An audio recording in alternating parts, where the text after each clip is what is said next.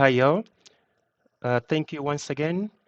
In this video, we are going to proceed to continue. We are going to complete our project. So, as you can see, we've already written uh, three of the functions that we wanted to write. I believe we are going to add even more functions as time goes on, but at this moment we have these four. Currently, we have written the function used to add our item, the one used to display items, and the one used to delete items. And in this video, we are going to write the function used to update an item, right? So please, may I ask you to subscribe to my channel, to like, to comment, and if you have any questions or maybe any comments, let me know. And to do this, so let's write our function now. And just like or some of the functions we've written already, you are going to see that this function will be quite very short and simple.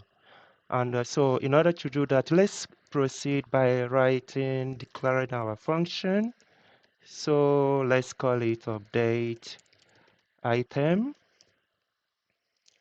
update item, and let's prompt and inform the user what they need, what they're about to do. Type, okay, let's just say update an item. So let's type our variables. Let's call it item key. So this prompt will be used to ask the user to provide the key that they need to update, the key linked to the value that they need to update. So we ask them to provide, um, let's say, type item key, and then once they type in the item key, then we ask them, we are going to use this item key to pick up the value that they want to update. And now let's ask them what they want the value to be. So in this case, let's say item value. So they'll use this to type in the new value for the item. So item value, let's say input, okay, type new item value. This will be the new item value. So once they provide these two pieces of information, we're going to look through the the dictionary key value in items dot items. Okay. So what we are doing here is once we look through the dictionary, we pick up the key and the value, and then this item is the name of our dictionary, remember. So we could have called this something else, it doesn't matter. But this item, this very one, is one of the methods belonging to Python dictionary. So this is very important to remember.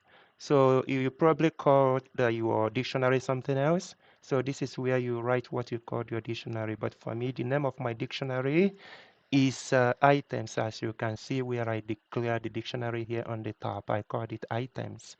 So that's why mine is items there as well.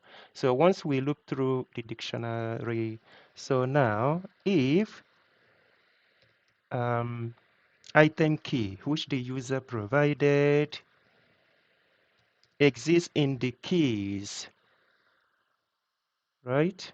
So let's call this because we are checking the keys values. So if the item key user typed in exists in the list of keys, that we found during when we looked, if it is there, so what happens? Uh, let's call our dictionary, and then we check that key. You know what? This should be key and not keys. just change this, because if you remember, we are picking up that very key that we found and then updating it with the new item value that the user provided. So once this is done, we can go on and print if you want. This is not a requirement, but if you want, you could go on and then list the dictionary so that you'll be able to know or to see what you have in the dictionary. So that's why I printed it out here now. So this is just the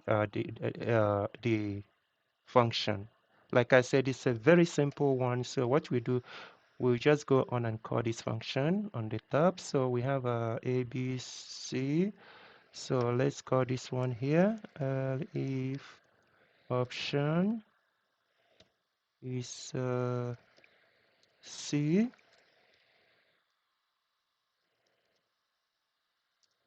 We call the function.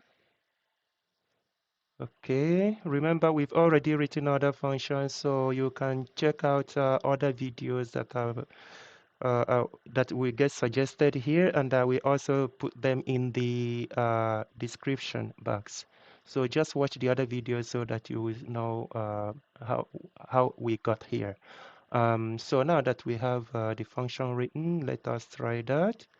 So first of all, um, let's see. Okay, wait. Let's let's first of all run the application. Well, let's run it, and we have so let's display. Obviously, I know we don't have anything there. There is no item to display. And then let us add item. Let's choose A. Then how many items do we want to add? Let's say 2. Then the item key, the first one, let's say is P, and then the value, let's say Pepsi. And then the second key, let's say F, then the value is Fanta. Okay, so now we have two items, Pepsi and Fanta. So what are we trying to do in this tutorial? So we want to update what we have in the dictionary. So in this case, let us choose letter C to update. Okay, we chose letter C. It says update an item. So what item do you want to update? Let's say we're trying to uh, update Pepsi. So let's use the key, which is P, to find it. And then what value do you want to update it to? What is the new value? Let's say the new value, I don't know, let's say uh, pepper,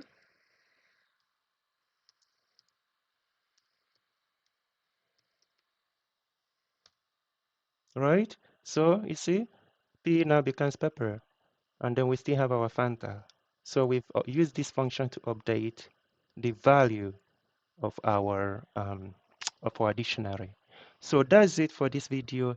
And I just wanted to say that as you can see, each time we want to test our application, we always have to add new item, so we lose the item that we already added, which is quite a lot of work. So what I intend to do in the preceding videos is to also we are going to kind of work around this and find a way to save our information, the data we added. So we find a way to save it in a text file so that we'll be able to easily manipulate them, save what we want to save and delete what we want to delete and update what we want to update. But then they remain on the system instead of trying to add something every now and then. And I can tell you that this